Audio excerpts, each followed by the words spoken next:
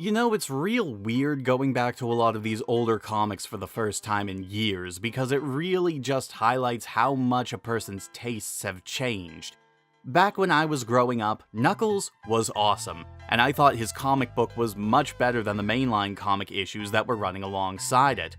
In some respects, this was true, as Knuckles, having no real established backstory other than the whole last of his kind shtick, carried with it a sense of wonder at seeing something brand new expanded upon for the first time, as opposed to the Sonic stories, which kind of depended on his relationship with Robotnik to work at their best.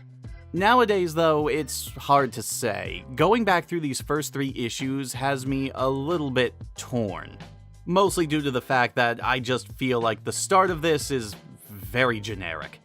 For now, though, we'll just marvel at the look of this cover here, which again is fantastic, with Knuckles and Kragok engaged in a fistfight, but rather than it being a scene of them charging at one another, which is quite a big cliche for comic covers, we have a rare situation here of one character clearly being on the defensive, which actually does help to mirror how things go in the issue itself. The background also looks quite nice, though the superimposed Mount Fate in the background is a bit on the nose, relation to the story notwithstanding. The cover also revealed to me a fact that I was unaware of and somehow completely missed when I first started to cover this series, which is that the first 3 issues are actually counted as a self-contained mini-series yet again, despite the fact that every issue would continue the numbering from 3 onwards. No idea why they decided to label this as a mini. I always just thought it was advertised as an ongoing from the start. Anyway, after, again, the new text page, we pick up right where we left off, with Knuckles and the Chaotix staring down a giant stampede. But thankfully, Knuckles actually seems to have something resembling a plan in his head, and orders Mighty to create a second roadblock for them. Which he does, but now they have a panicked crowd of animals constantly trying to shuffle around each other as a massive wall of fire encroaches on them all. When Vector asks what sort of plan he has in his head, Knuckles tells him that only a force of nature can stop the blaze and tells Vector to aim his headphones at the fire and turn it up full blast. This apparently works, and not even Vector was fully aware that his headphones could do something like this, which leads me to ask why Knuckles knew, but who cares, this is actually the sort of goofy awesomeness I love to see, which is just far enough past unbelievable that it makes me laugh rather than annoys me. In fact, rather than making the fire go out, it actively forces the fire back, sending it back towards the Dark Legion members who were patrolling the forest, making them panic and try to flee from the blaze they caused. And then bam, awkward cut to the past, where the Dark Legion has started their attack on the rest of Echidna society. Rather than trying to put a plan into action right away, the council has holed itself up and is trying to have some sort of meeting to discuss what to do before their society breaks out into civil war. Considering the sauces that are currently bombing the outside to hell, pretty sure you're a bit late, guys. Steppenwolf walks in, and this suddenly turns into a bit of a Jesus allegory, as he basically talks them all out of taking action themselves, and even talks down someone who pulls a gun on him, getting them to break down and acknowledge him as the pinnacle of their entire race, as Steppenwolf walks out, urging them to try and find a way to make peace with the Legion and compromise with them, rather than forcing them to abandon their ideals completely. Not a bad sentiment for what it's worth, though this scene is very weirdly written. Back in the present, the group comes across a group of Legionnaires who had been knocked out during their retreat, grabbing their robes to use as disguises, and taking a couple of saucers that were still operational, using the radar system on board to find their way to where the rest of the Legion is gathering.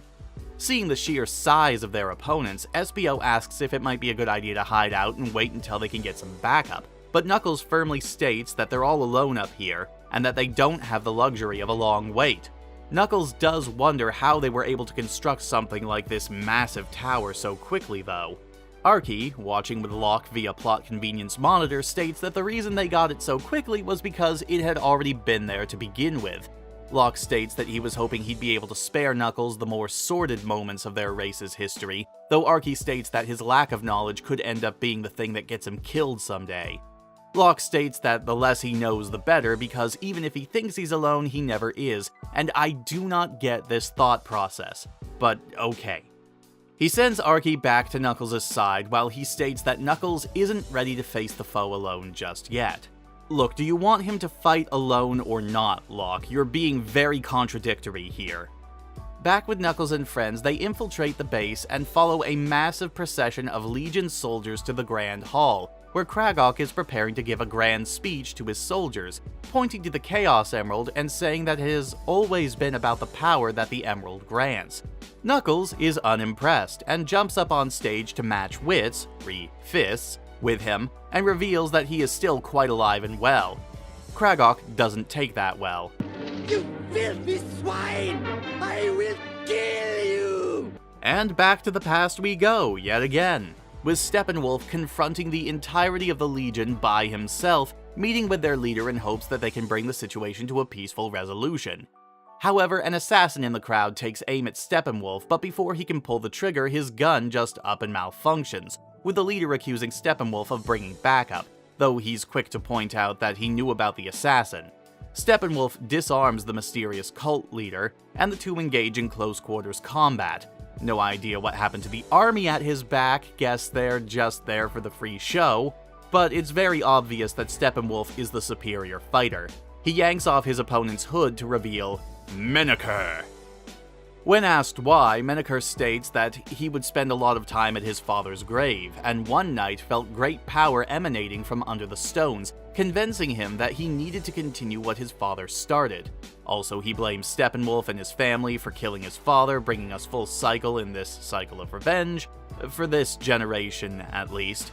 Steppenwolf then, out of nowhere, just summons a giant portal and banishes everybody into it. Though Miniker is quick to state that he will pay sometime in the future, before Christophles reappears and says that this is only the beginning and who knows where we'll go from here. Back in the present, as if on cue, Knuckles and Kragok are staring each other down, but it doesn't take too long before they're going at one another, the Chaotix doing their best to keep the massive soldiers off Knuckles while he fights with Kragok.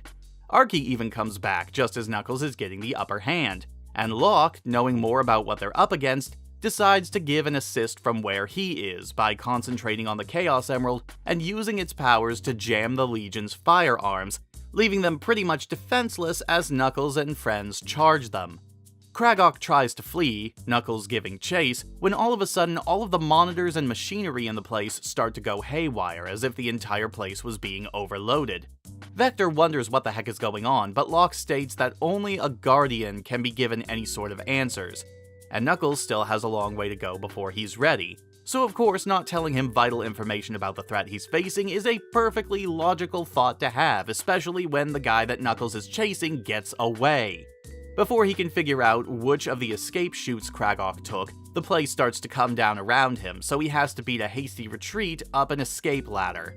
And we end on Knuckles being informed that the entirety of the Legion has disappeared, and that they may have been unprepared this time, but next time, they would be ready.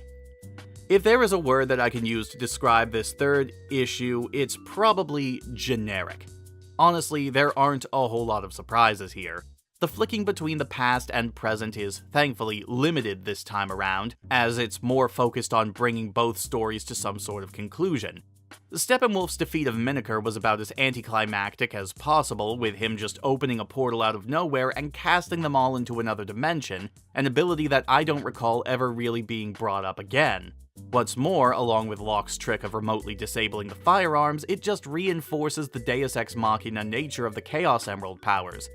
And yeah, I get that they're chaotic and everything, but from a storytelling perspective, that doesn't really help much when it comes to providing a convenient resolution to the story.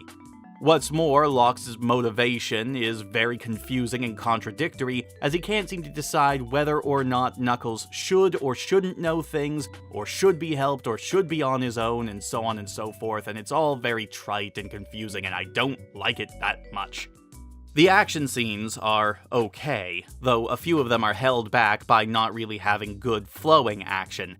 The fight between Knuckles and Kragok is an example of this, as every other panel cuts from Knuckles to one of the Chaotix, which is distracting and makes the one-on-one fight with Knuckles, however brief it is, feel disjointed and hard to follow. It's also rather hard to follow the timetable in the past, as I've pointed out before. Like, how long was taking place between each of these events exactly? It's basically just another form of a lore dump, but I just don't like jumping back and forth like this as a rule. There are better ways to do a flashback scene, is all I'm saying. Kragok as a villain was very disappointing as well. We never really got that much of a feel for his personality beyond just being the leader of the Dark Legion, and even then, he doesn't really separate himself from any other overly egotistical villain we've had up till now. And the Legion being a faceless mass in and of themselves hasn't helped either, especially since, even with their numbers and advanced technology, they were still thwarted by a group of 5. They were introduced as a threatening menace, but such an easy defeat like this really hurts their credibility as a threat. While the first 3 issues in terms of story haven't really hurt my expectations for the Knuckles comic that much, they haven't really elevated them that much either. Artwork is the same level of quality as the last 2 issues, with the same art team, which doesn't really give me a whole lot to say. It's well done art for the most part, of course, and I would say it's refreshing to see multiple issues with a single, consistent, unified art style. Something that we haven't really seen that often in the comic up to now, with each standalone issue being handled by a different art team, or multiple artists in the same story, as shown in the Endgame story arc we finished up a few issues ago. With all that taken care of, we're not quite ready to head back to the main comic book yet. Let's dig a little bit deeper into Knuckles' past and really watch things get complicated when we take a look at Knuckles the Echidna, Issue 4. See you all next time.